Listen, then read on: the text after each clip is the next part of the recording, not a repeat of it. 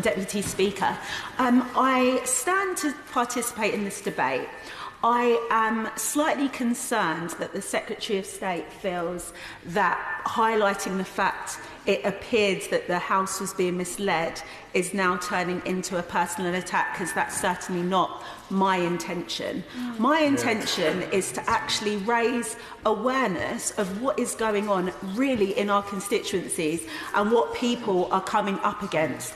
I understand that it is a censure motion, but that's because we would like a vote on this, because people in our constituencies are affected. People are not, it's not all goodness and light and a bed of roses and people are doing well, and we've talked about test and learn. I believe one of the honourable members on the opposite side talked about test and learn. I have no issue with that, but we need to learn from the tests. If you roll out a test and actually we get negative feedback, we need to pause, fix that, and then carry on. We don't continue business as usual, even though we know from the tests that actually certain parts are failing. We know that our disabled constituents are actually being impacted negatively. They are not a forgotten class.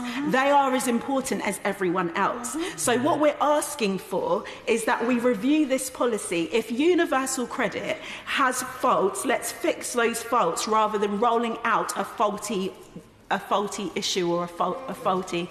Yeah, of course. Thank you, Madam Deputy. I thank the Honourable Lady for giving way, and I positively like the tone of her remarks. But would she accept that, you know, the moderate tone of her remarks is not what is reflected in the order paper? And could she explain further how she feels that arguing or discussing technical tweaks relating to universal credit is not quite what the opposition party is doing today? I thank the honourable member for his intervention. No, I do not accept the comments you have put forward. The reason why I'm standing and talking in this tone and even seeking to convey this is because in the centre of this discussion are people. It's not about politics that are void of compassion, which will make this place just a debating chamber. That's not what it's about. What we're seeking to do is help individuals that are in positions that actually they need this assistance. If you need something and we say, actually looking at, if we weigh everything up, we think this is what you need to get by, this is the minimum you require, but we're going to hold that back. We're going to sanction you sometimes. I've got a constituent in my constituency. Her name's Holly. She contacted the DWP about what she perceived to be an overpayment. They said, no, there's no overpayment. You can continue. The money is yours. Then they went back and said, actually, there is an overpayment. And now she's been sanctioned, so she is not entitled to any money until she's repaid £1,500. These are the people that we're here to talk about.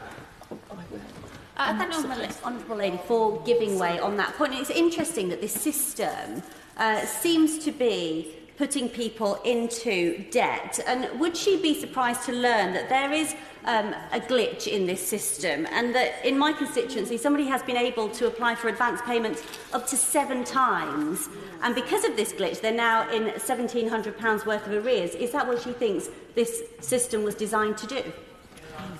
I thank the honourable member for her intervention. I don't believe that this is what the system was meant to do. That is evidently a glitch that needs to be rectified, and this is why when I'm saying about the test and learn, if we see that there's these issues, why would we not pause and fix them before we continue to roll it out? That's my concern. It seems that we know, almost like driving a vehicle, you've got a punctured tyre, but let's just keep going.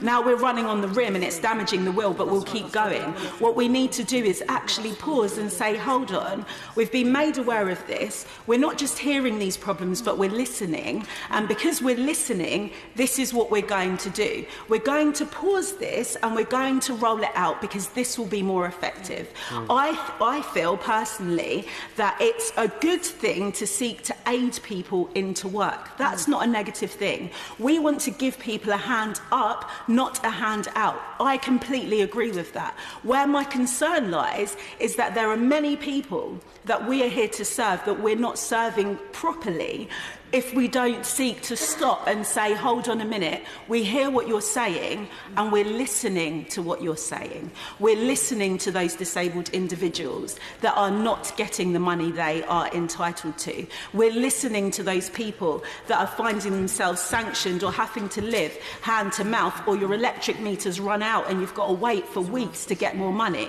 Yeah. We're listening to that, and we don't want you to be in that position. So this is why I rise to stand in this debate to say, look, no one cares how much we know until they know how much we care. Let's fix this, let's pause and fix it.